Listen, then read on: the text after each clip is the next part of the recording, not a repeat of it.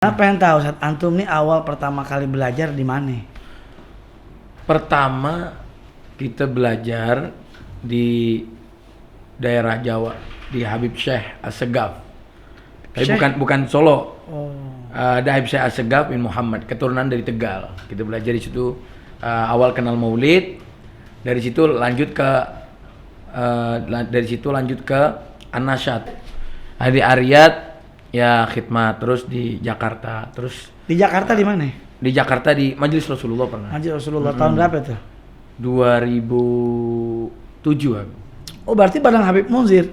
Iya. Sama Habib Munzir ini. Alamin beliau. Oh, antum ikut dakwah beliau. Itu waktu antum bersama Habib Munzir tahun 2007 itu apa kisah yang benar-benar nggak bisa dilupain namanya? Kisah yang nggak dilupain.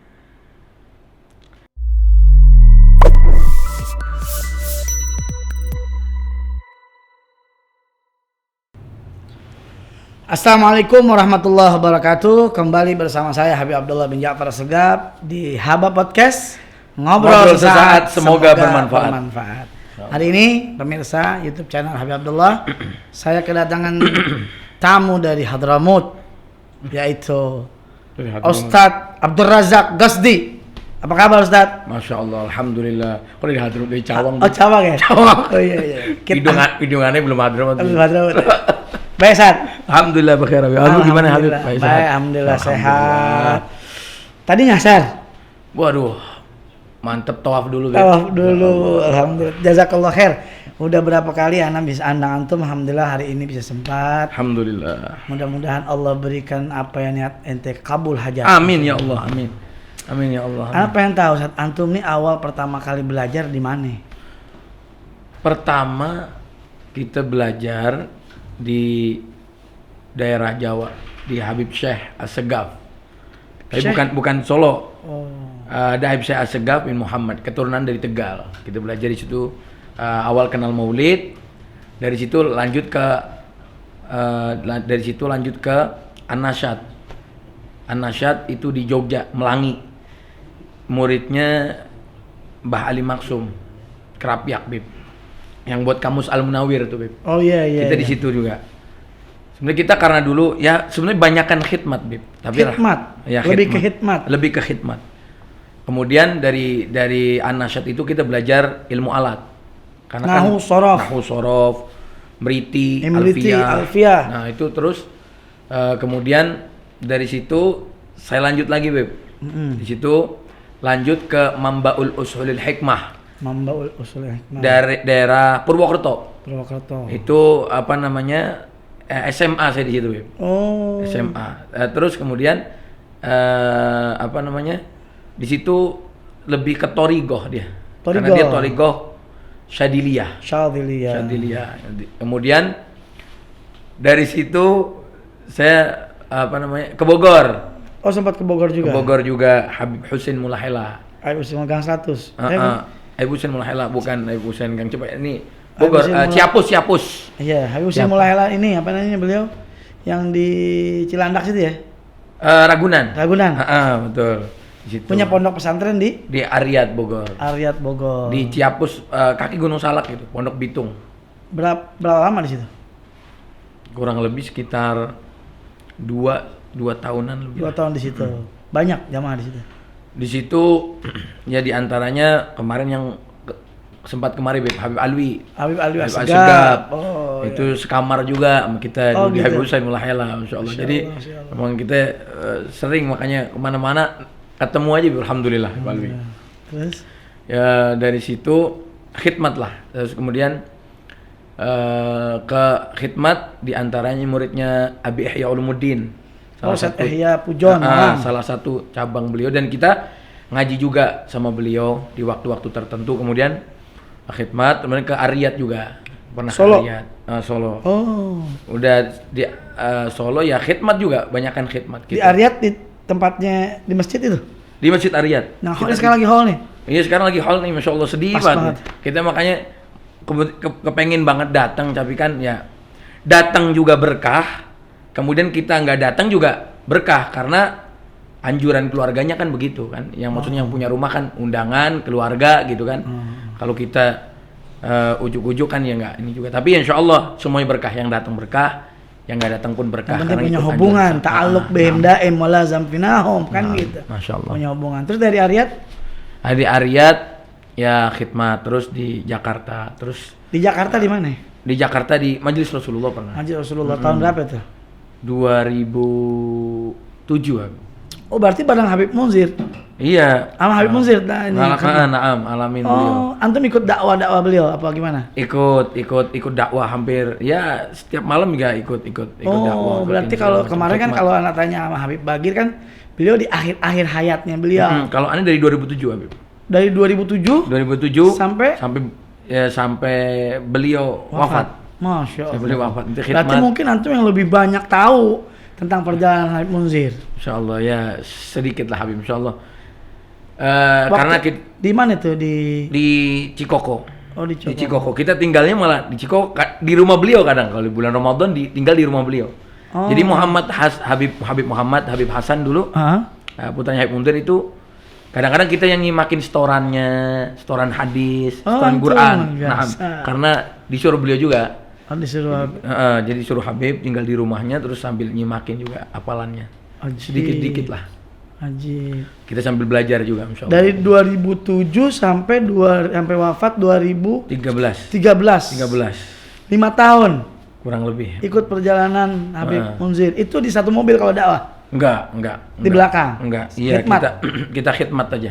Kita banyakkan khidmat. Di rumah apa ikut dakwah juga? Ikut di rumah juga, di kantor juga, di majelis juga. Pesantren yang di Bogor? Enggak, di Darul Rasul enggak. Di Cibinong. Enggak, di Puncak.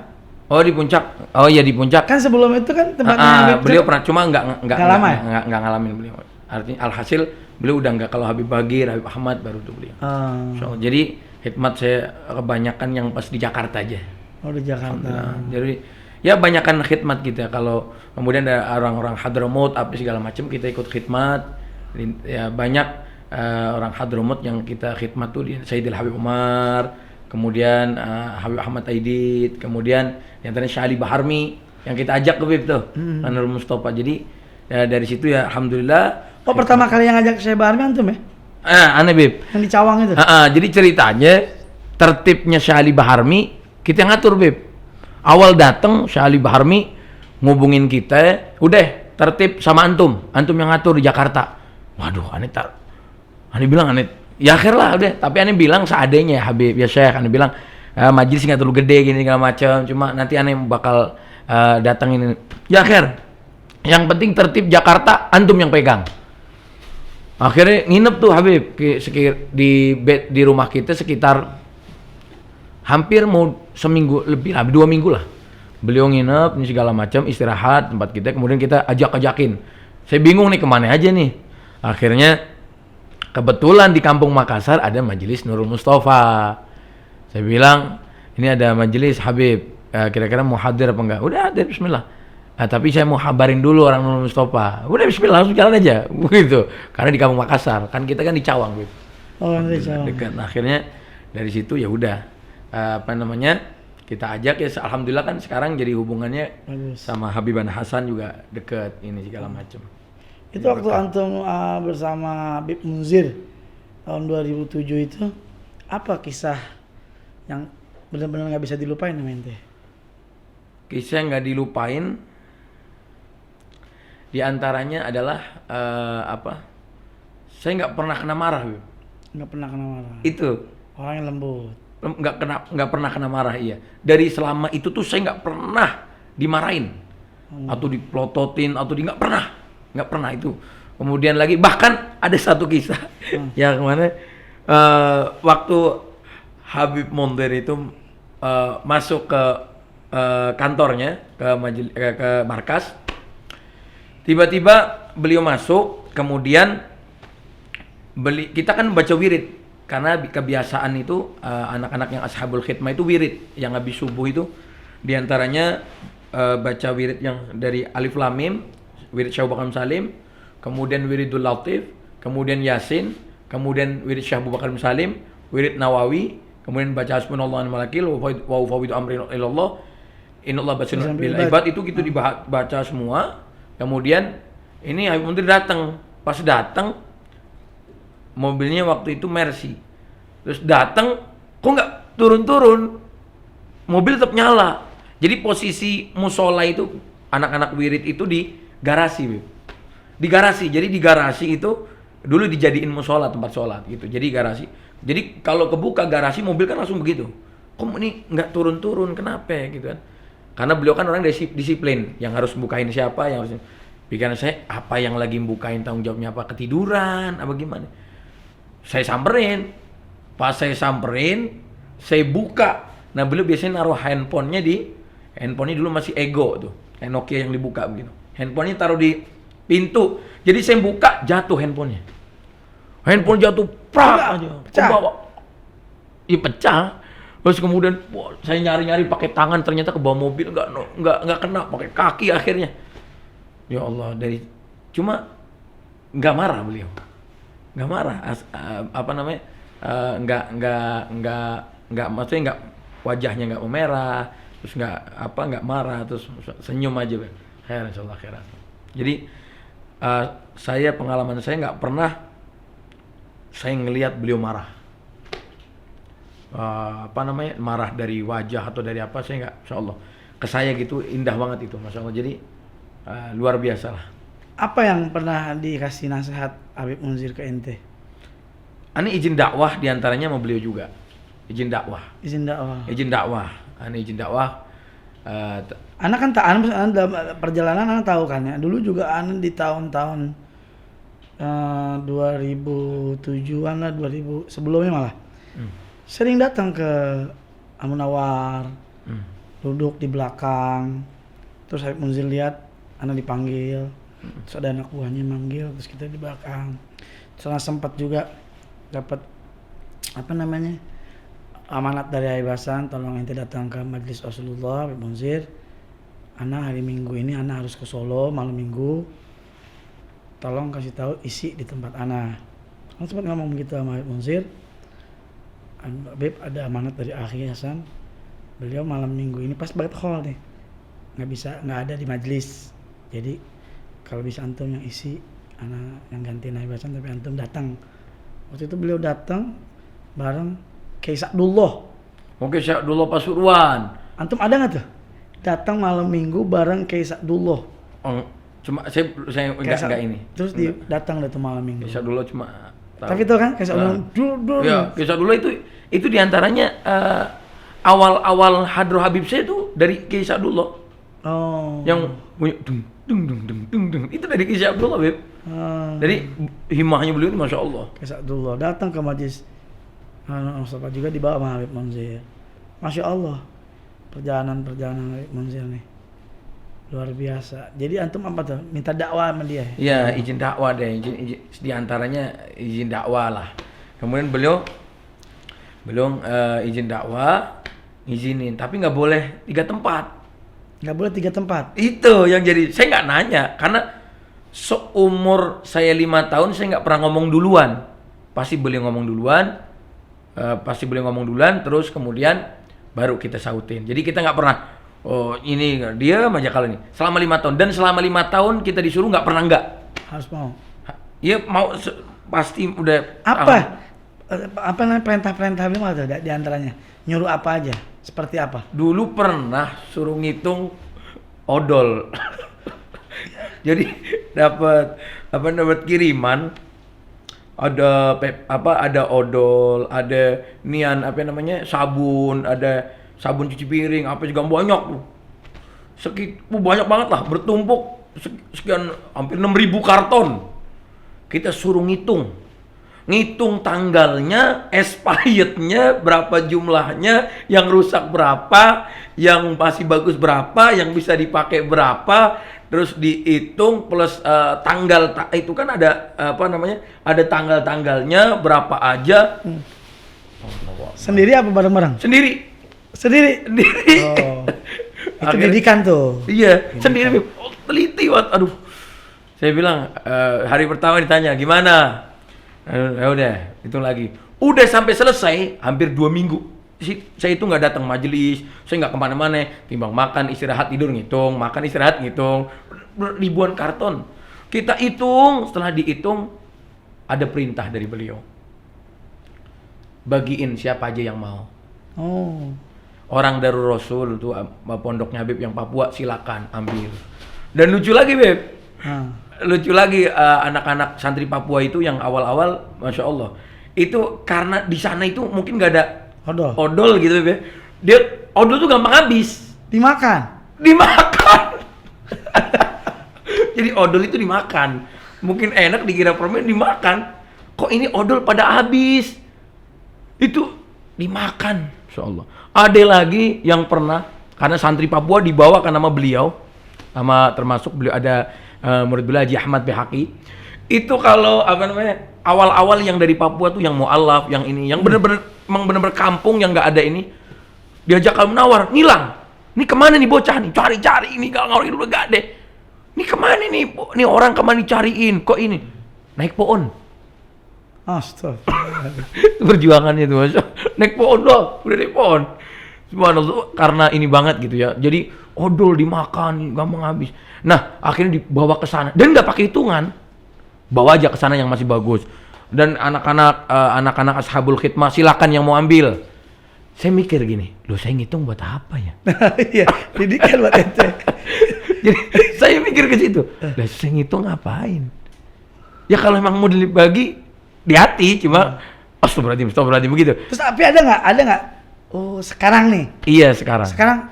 Oh ternyata saya ngitung itu ajarannya seperti ini. Iya kita harus. Apa? Hikmahnya apa yang? Hikmahnya itu diantaranya kita bisa jadi teliti.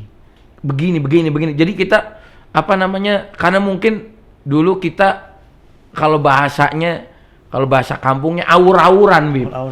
Kitanya masih aur-auran, ini segala macem kagak kekontrol begitu. Nah, mungkin dari situ kita bisa teliti, bisa rapi. Dan diantaranya nih izin dakwah beliau, ini yang paling sampai sekarang aneh nggak mau ninggalin, diizinin, ma'dzun alik, udah diizinin. Cuman nggak boleh. Diizinin cuman nggak boleh. Salah sabilat, nggak boleh 3 tempat. Nggak boleh 3 bilat. Yang pertama Bandung, yang kedua Cikampek, Tegal. 3 tempat aneh nggak boleh. Dari tahun 2011 aneh belajar dakwah awal 2011, udah mulai ini segala macam. Sampai sekarang hatalan belum pernah aneh ke Cikampek dakwah, belum pernah ke Bandung dakwah, belum pernah ke Tegal. Dan aneh nggak nanya, udah dari dulu sampai sekarang aneh pegang nggak boleh ke 3 tempat. Pernah sering ada yang undang, yang ke Bandung juga, cuma ke Bandung datang cuma paling Bandung nggak dakwah ya, nggak sidah nih ya duduk deh jalan-jalan. Tapi kalau dakwah nggak pernah aneh ini. Tahu kenapa ente? Nggak tahu tuh sampai sekarang. Kali Habib tahu kali. Habib kali sama Habib kan tahu. Misalnya Habib kan Habib juga. Ana kalau ini pendapat Ana ya. Bandung, Cikampek, Tegal. Kalau antum sudah ngomong masalah dakwah, itu banyak yang terkesima. Iya salah. Sehingga perempuan-perempuan Bandung. Anda berani peci dulu, Beb. Iya. Perempuan-perempuan Bandung. Perempuan-perempuan Cikampek. Ya salah. Perempuan apa namanya itu? Oh, ini nyambung nih. Iya. Ya salah. Perempuan itu. Jadi nggak bisa ditolak kan kalau gitu. Bahaya juga, Beb ya. Bahaya. Jadi lama. Wah. Jadi nggak bisa dakwah kemana-mana lagi. Kalau udah kena Bandung, sudah. Di Bandung sudah. Allahu Akbar. Jadi berat. Kalau ke Bandung. Oh gitu, Beb. Taat aja jalan-jalan. Dan sampai sekarang kadang-kadang dakwah kalau jauh. Ini mohon maaf. Mertua ngikut, Bib, alhamdulillah. Mertua ngikut? Iya. Ada apa itu? Nggak bisa nggak bisa kenapa-napa, berarti nggak bisa kenapa-napa. Alhamdulillah, ini punya mertua sayang banget temannya, Bib. Ya, sebelum Anda bahas itu, Anda tahu mertua itu sayang sama ente apa sayang sama anaknya? Anda kata antara dua itu bahasa. Ya Allah. Tapi begini, sebelum antum bahas itu, setelah antum sudah berkecimpung lama di Habib Munzir, dan kalau Anda bahas mungkin nggak capek satu episode itu ya, intinya antum dekat lah dengan Habib Munzir, dan berarti yang gosip sampai Golbi ya, itu masih Muhammad Golbi apa siapa itu? Iya kenal. Berarti kenal dekat situ, dan yang lain-lainnya kenal. itu kan berarti tahu dong Nurul Mustafa waktu itu. Tahu. Sangat tahu Nurul Mustafa, Mus Abi Hasan, Nurul Mustafa. Nah, setelah beliau meninggal dan antum udah mulai diizinin dakwah, berarti antum dakwah dari di tahun Dan 2011. 2011. Setelah beliau meninggal apa sebelum? Sebelum meninggal. Dari sebelum meninggal antum sudah dakwah. Terus berarti awal pertama kali datang ke Nurul Mustafa kapan? Awal datang ke Nurul Mustafa sekitar, kalau datang dulu pernah. Jadi dulu ada saudaraan ya Bib, dari Jawa. Dia ada majelis Al-Anwar di Da'watul Mukhtar juga, cabang Jawa Purbalingga. Alhamdulillah sekarang mau membangun pondok pesantren, semoga dipermudah oleh Allah Ta'ala di daerah Purbalingga. Nah, beliau itu cinta banget sama majelis Nurul Mustafa. Cinta banget sama majelis Nurul Mustafa. Kepengen datang ke majelis Nurul Mustafa. Bisa nggak antum ajakannya, kata dia. Ya bisa aja, dia bilang. Ayo dah, datang kemari ke Jakarta. Saya bilang kita jabanin, kita datengin dah. Kita samperin di mana ini. Nah, kebetulan tahun 2008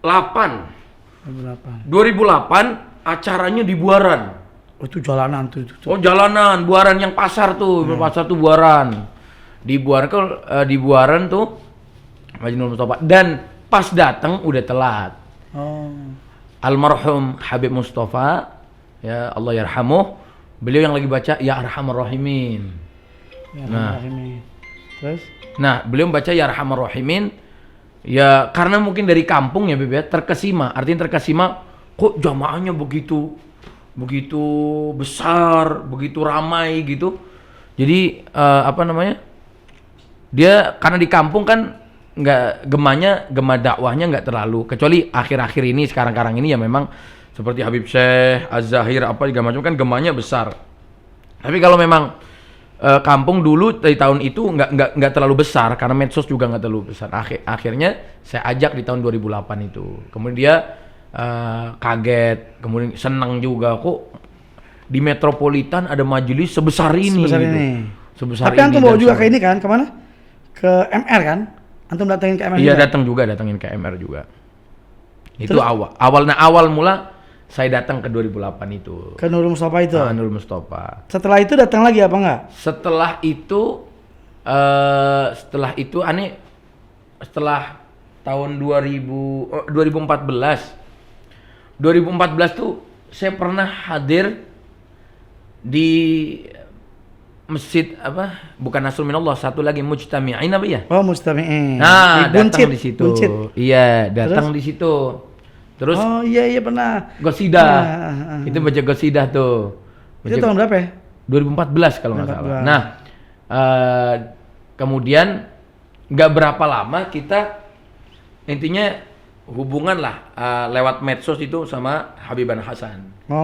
Terus? Kita hubungan, artinya beliau cerita beliau itu sering telepon sama Habib Mundir, sering ngobrol, sering ini apa segala macam. Artinya bahkan juga kita ini saling fastabiqul khairat. MR sama NM itu saling ini. Makanya beliau sering teleponan, sering ini. Ya luar biasa lah. Dari situ udah mulai saya dakwah, terus keinginan sekali gitu saya kepengen nyambung silaturahmi dengan Majelis Nurul Mustafa, dan ini kan kita ada wadah juga Bib, Majelis Al-Anwar di Da'watul Mukhtar. Akhirnya di suatu kesempatan kita ngundanglah Ad-da'i ilallah bi qauli wa fi'li wa hali Habibana Abdullah bin Ja'far As-Segaf. Oh, pernah ya? Antum udah kenal di situ pertama? Iya, ini undang sebelum ketemu antum pertama di mana? Ya, kalau ketemu antum paling ya di medsos aja, Bib. Di medsos ya? Di medsos, cuma yang lihat kok Masya Allah semangat menggema banget gitu. Wah, kemudian saya bilang sama ada yang murid saya yang orang Empang 3, ente kenal nggak tuh sama Habib? Oh, kenal. Tolong dong undang. Itu yang di ini ya, apa namanya, di Masjid Al-Mutakin. Masjid Al-Mutakin yang Kalibata kiri ya? Iya, Kalibata kiri. Bener ya? Bener, Bib. Bener, Kalibata kiri. Nah, di situ antum. Dari situ baru dah. Dari situ saya kenal antum. Alhamdulillah. Orangnya gimana tuh Habib Abdullah? Orangnya gimana? Habib Abdullah itu orangnya ceria, Bib. Ceria ya? Ceria terus membawa kebahagiaan dimanapun tempat berada. Kebahagiaannya begini ya? Membawa kebahagiaan. Insyaallah. Tapi karena lockdown memisahkan kita, Bib. Corona ya. Jadi memang, tapi dari situ alhamdulillah. Terus udah mulai datang sering. Terus aneh ngeliat juga. Saya sebenarnya takut-takutan was ketemu Habibana Hasan tuh takut. Takutnya kenapa? Apa yang ditakuti? Kan gagal. Aneh kan masih muda, masih bocah ibaratnya. Saya tahu diri saya masih bocah. Saya kalau ini tahu diri lah. Kayaknya nggak ini. Tapi sambutan beliau tuh ngorangin. Ini yang paling terkesan ya diantaranya pas ya ketemu beliau ngorangin orang. Nah ini jarang, Bib. Kadang-kadang orang artinya beliau tuh low profile. Apa sih benar? Low profile. Apa? Itu benar ya? Itu dah intinya. Artinya beliau ngorangin orang. Pertama itu ketemu. Apa iya, pertama ketemu.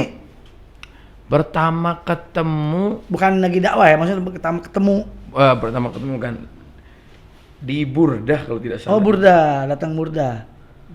Iya Burdah, di Burdah. Di Burdah benar. Nah itu ngobrol sekitar sampai jam 1 apa ya, dari kelar Burdah itu kelar sampai jam 1. Jadi ngobrol panjang lebar gitu, masya Allah. Jadi beliau nanggepin orang, nih kata saya mana aneh Habib, ini aneh siapa ya? Aneh nih masih bocah, masih ini ibaratnya masih bau kencur lah, anak kemarin lah, pemain baru lah. Tapi sambutan beliau. Kemudian ini yang paling penting ngorangin orang. Karena kan ada orang, sekedar Jabal Khotir. Tapi belum, insyaallah datangnya, samihni, wah Allahu Akbar. Aneh gimana ya orang kayak begitu minta maaf nih lah salah. Nih masya Allah akhlak ya. Ya Habib Hasan, Habib Munzir itu dakwahnya sama. Iya, karena dakwahnya sama. Bener, akhlak Bib. Paling utama akhlak. Dan Habib Hasan itu ngorangin orangnya, Bib. Orang kalau udah diorangin terbang udah. Antum nih udah. Tek aja. Orang kemarin aneh. Alhasil lah ya. Ada kejadian. Jadi anak-anak kita lagi ngambil duit lah intinya lah. Intinya ada miscommunication gitu ya. Kebawa ke Polsek. Ikut kebawa ke Polsek. Pas kita kebawa ke Polsek, saya ngomong bla bla bla bla bla ngobrol. Ustadz ini macam. Ketemu ternyata dia ngaku aneh muridnya Habib Hasan dari lama. Ketua ininya Pak, ketua apanya gitu. Aneh muridnya Habib Hasan, aneh ini segala macam. Emang antum namanya siapa? Aneh Jai. Oh, ya. Bilang Bang Jai. Udah murid antum aneh kamu. Malah aneh bilang antum sama sering kan ini aneh kasih foto nih. Belum ngasih foto juga, Bib. Abaknya tuh Haji siapa? Atung apa sih? Dia ngirimin segala macam, kata dia. Udah. Berkahnya diantaranya berkahnya kita kenal sama orang soleh. Ya diantaranya kenal Habib Hasan. Kemudian udah. Malah disediain kopi aneh, Bib. Ngopi ini makan apa sih? Masya Allah, kata murid aneh yang salah ketangkap itu, akhirnya dikasih duit sama dia. Dikasih duit, malah anehnya kagak, Bib. Astagfirullah. Salah dia. Nggak ngarep. Ya penting besok juga alhamdulillah. Karena ya akhirnya dia dikasih duit. Karena mungkin udah nginep di hotel. Oh iya. Hotel. Radio. Hotel bintang 7. Bintang 7 udah ada 5-nya udah. Puyar, pusing deh. Nah akhirnya dia dikasih duit katanya. Masya Allah jadi akrab, jadi kenal. Ya berkah orang soleh. Artinya kumpul dengan orang soleh, duduk sama orang soleh, pasti bakal dapat pertolongan dunia dan akhirat. Dunia akhirat. Jadi setelah antum datang ke Nur Mustafa mulai dakwah tuh. Dakwah. Insyaallah mulai itu. Itu dakwah pertama kali dakwah itu sebelum nikah apa setelah nikah? Sebelum nikah, Bib. Oh. Sebelum nikah udah dakwah. Sebelum nikah. Udah dakwah. Repelin peci dulu. Iya. Ini nyambung kepada tadi. Oh iya, siap. Ketika antum dakwah itu sebelum nikah berarti kan?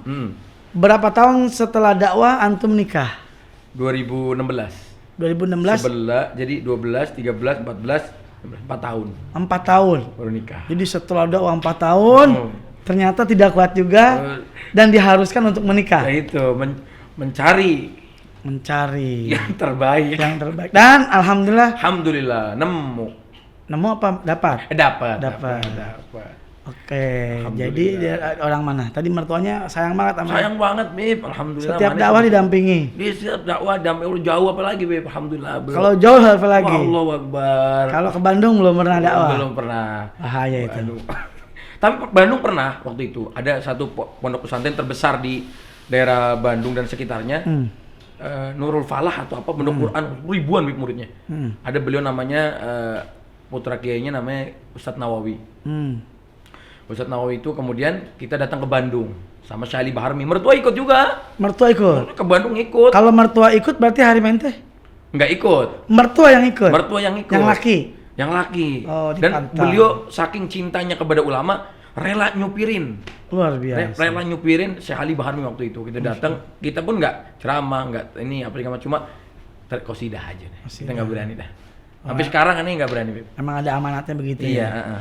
Terus antum kalau menurut antum nih, antum waktu pertama kali nikah sama harim antum, kan pastinya niatnya ibadah. Oh iya. Ya enggak? Ibadah sehingga Allah Subhanahu wa taala kasih harim yang soleha dan memiliki anak berapa sekarang? Anak 2 alhamdulillah. Anak 2 alhamdulillah. Ada niat? Niat apa nih? Ada titik-titiknya nih. Ada titik-titik. Nih, terus nyimak nih. Enggak apa-apa kan dikasih ditanya. Iya, siap. Kan jadi jelas. Oh iya benar. Biar ini ada niat nikah lagi. Ibadah. Kan ada niat ibadah. Ibadahnya ada mau tambah enggak tambah bab itunya tuh? Kalau gini, Beb. Nikahkan ibadah. Itu yang pertama. Karena menjaga diri. Karena kan hawa nafsu. Ngelihat hawa nafsu. Ngelihat hawa nafsu. Iya. Akhirnya saya kepengenlah menjaga diri ini segala macam ibadah nikah. Apa pertanyaannya? Ini seakan-akan panas ya? Bukan masa panas, ini kayak turun, Bib. Langit-langit kayak turun kita berada. Udah jawab deh. Tapi kalau memang harus dijawab begini. Harus dijawab, Bib ya. Aduh. Salah habat. Ini memang kalau untuk ibadah nikah lagi itu saya tergantung istri, Bib. Oh, tergantung istri. Karena itu urusan harus berunding dengan kalau sebetulnya gini. Tapi ada nggak sih yang mewajibkan agama itu bahwa kalau nikah lagi harus izin istri? Sebetulnya enggak. Boleh juga, Bib. Boleh juga. Orang misalnya ada orang nikah tanpa seizin istri. Boleh. Sah. Tapi secara etika dan negara, secara negara, etika, kebaikan rumah tangga ya tidak baik. Tidak baik. Kalau etika tidak baik, negara juga tidak. Ya tidak kurang apa ya? Kurang gentleman lah. Walaupun nih minta maaf nih yang ada ini. Jadi kurang artinya apa ya? Jadi malah naudzubillahi min dzalik, berapa banyak yang kita lihat kisahnya ya sah di dalam Islam. Tapi itu tidak apa ya? Tidak etika, kemudian secara kebaikan rumah tangga juga nggak bagus ya. Dia itu nikah, yang kita lihat itu sebagian gitu, maksudnya dia nikah, kemudian nikah itu tanpa pengetahuan istri. Sah, boleh aja. Cuman akhirat tuh setelah berapa bulan kemudian ketahuan, akhirnya anaknya, istrinya akhirnya virok, ini kesian. Kalau misalnya kasusnya tidak ketahuan